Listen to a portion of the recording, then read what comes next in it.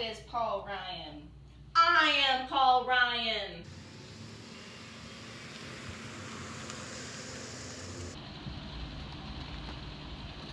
It is time to defend our closest friend in the Middle East, Israel.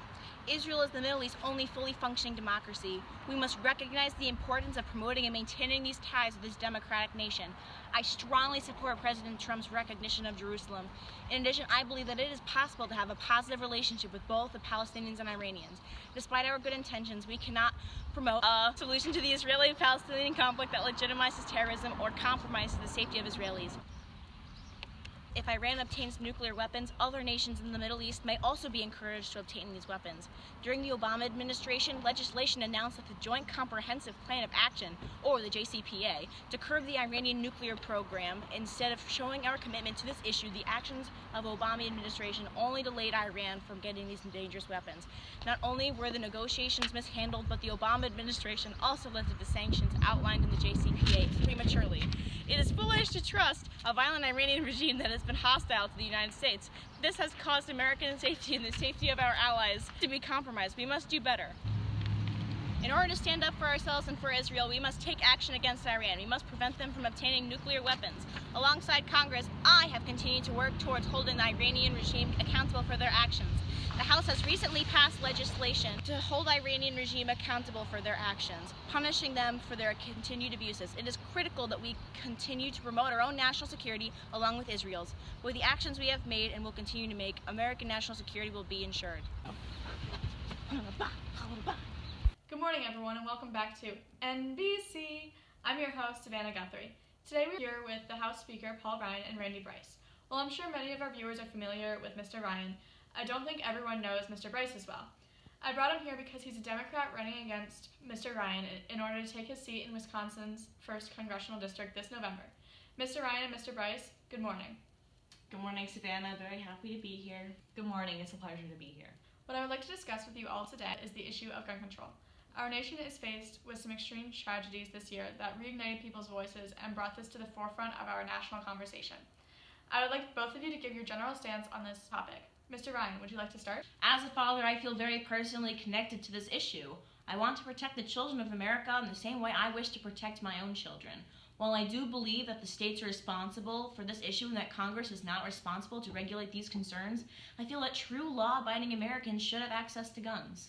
Unlike Mr. Ryan, I can confidently say that I support stricter gun laws and want more thorough background checks.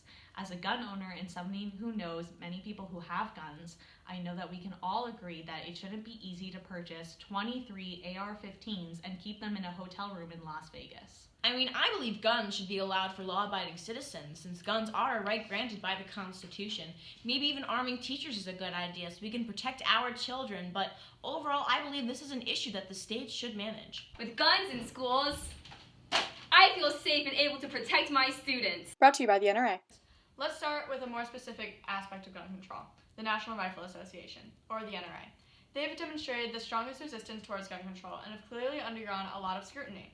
Many people believe that they refuse to address how easily shooters can get access to guns instead of placing the blame on other factors. What do you think about that? Well, Savannah, I think that the real problem here is the response from law enforcement and FBI agents. In addition, more thorough background checks must be made to examine how mental health is associated with these incidents. Mr. Ryan, you really didn't answer Savannah's question. I would also like to hear an answer from you regarding this topic. Can you please elaborate? Well, we can't just ban guns. We need to find a balance between respecting people's constitutional rights and determining whether it is safe for individuals to own a gun. Mr. Ryan, then why are you so vague about stating what kinds of action you would like in order to find that balance? Look at the tragedies that have happened. It's the same thing every time. We need actual change. Mr. Bryce, hold your thoughts for 1 second. I want to go further into this issue. What do you make of all these mass shootings? What can we do to prevent this from happening? Find some water. Thanks. The families of Parkland need time to grieve. So many have lost their lives, I cannot imagine, as a father myself, that their parents have to be ready to move on. I think the families of Parkland don't want to grieve anymore. I think they're looking for actual change. Because of this, I think we should ban the NRA and other organizations promoting weapon ownership from giving money to politicians who are supposed to be making policy changes. Well, it looks like that's all the time we have for today. Best of luck to both candidates. To everyone watching, I hope you have a good rest of your day. I'm your host, Savannah Guthrie, and this is NBC. everyone. Welcome to The Daily Show. I want to talk to you all about a big part of our nation's security, our elections. This is an increasing concern for the 2018 midterm elections this November. House Speaker Paul Ryan, who is running in his district in Wisconsin, is up against Randy Bryce. Ryan said election security is an important issue, but I find that to be pretty ironic given his actions during the past 2 years. We all know Russian authorities are believed to have hacked the DNC during the 2016 election. This has caused increasing concern for the 2018 midterms. Despite this, Trump, with Ryan's support, has removed Matthew Masterson, chairman of the Election Assistance Commission, the EAC, this past March. When appointed, Masterson said that election and cybersecurity is his top priority, proving this is not a top issue for Trump or Ryan. After Masterson's dismissal, the Republican-led House panel passed a bill to terminate the EAC. Ryan has also supported his party's actions to eliminate, contradicting his recent support. So as November approaches, we as voters must keep a close eye on Mr. Ryan.